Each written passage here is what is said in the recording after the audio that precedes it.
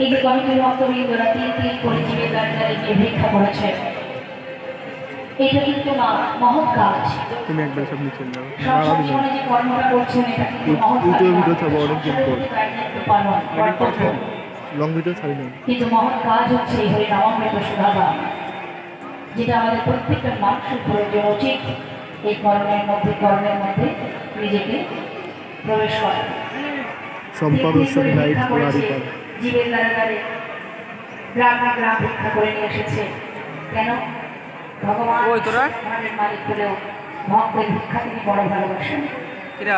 তাই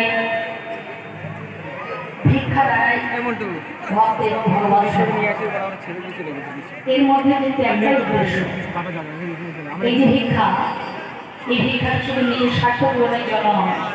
ঠিক তাই কি?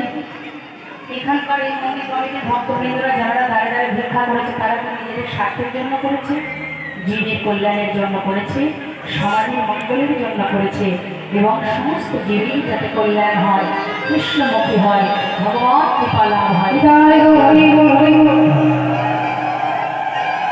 তাই এটাকে বলা হয় অপ্রাকৃত ভক্তি, অপ্রাকৃত ভালোবাসা, অপ্রাকৃত প্রেম। আর সেই অপ্রাকৃত প্রেম বিতরণের জন্য এত সুন্দর হরিবাসর, যেখানে অনেক কিছু পাওয়া যায়। এক, ভক্ত সঙ্গ পাওয়া যায়। দুই, ভক্ত চরণগুলি লাভ করা যায়। তিন, কৃষ্ণ নাম শ্রবণ করা হয়। চার, পরমার্থিক কৃপা লাভ হয়। তাহলে এখানে আপনারা বসে আছেন শ্রবণ করার জন্য। তা এই যে শ্রবণটা খুব গুরুত্বপূর্ণ বিষয়। একটু মন ধরে হরিবাসনে এসে শুধু ভিড় করলে হবে না, আমাদের মনে মনে স্থির করতে হবে বাবা যে আমরা কি উদ্দেশ্যে ওখানে যাচ্ছি, কি কারণে যাচ্ছি, কোন কথা শোনার জন্য বা কি কোন সেবার করে যাচ্ছি। এই মনোভাবটা নিয়ে আসতে হবে। এখানে না দেবে আপনাকে সেবা, না দেবে আপনাকে ঘুমাতে, এখানে শুধুমাত্র শ্রবণ করা। কিন্তু একটা কথা মাথায় রাখবেন না, চোখে দেখলে যে জিনিস চেনা যায় না, শ্রবণ করলে সেটা প্রকৃতভাবে চেনা যায়।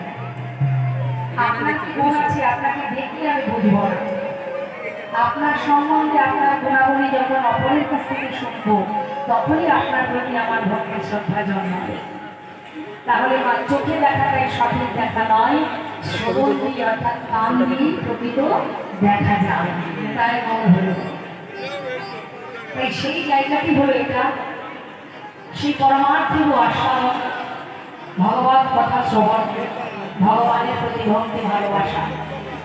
আজ যে ভগবানকে দর্শন করলে আপনারা প্রণাম করেন, কি জন্য করেন? তাকে জেনেছেন, তাই না? তো জানতে গেলে চোখ দিয়ে দেখা যায়, চোখ দিয়ে জানা যায়, শ্রবণ দিয়ে জানতে হয়।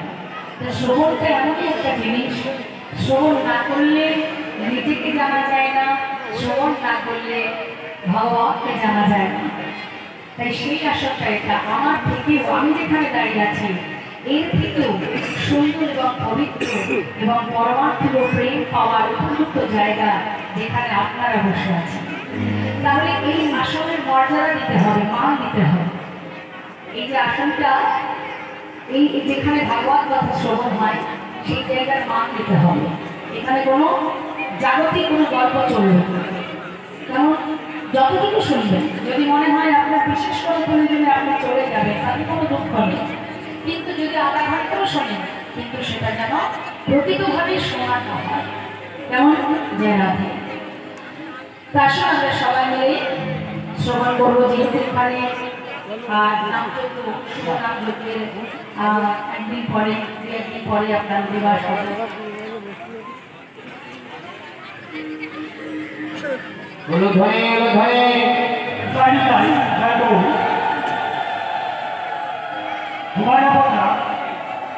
কালীপাড়ার 112তম বর্ষে এই মহানাম সকল কৃষ্ণ ভক্ত মানুষকে অসংখ্য ধন্যবাদ।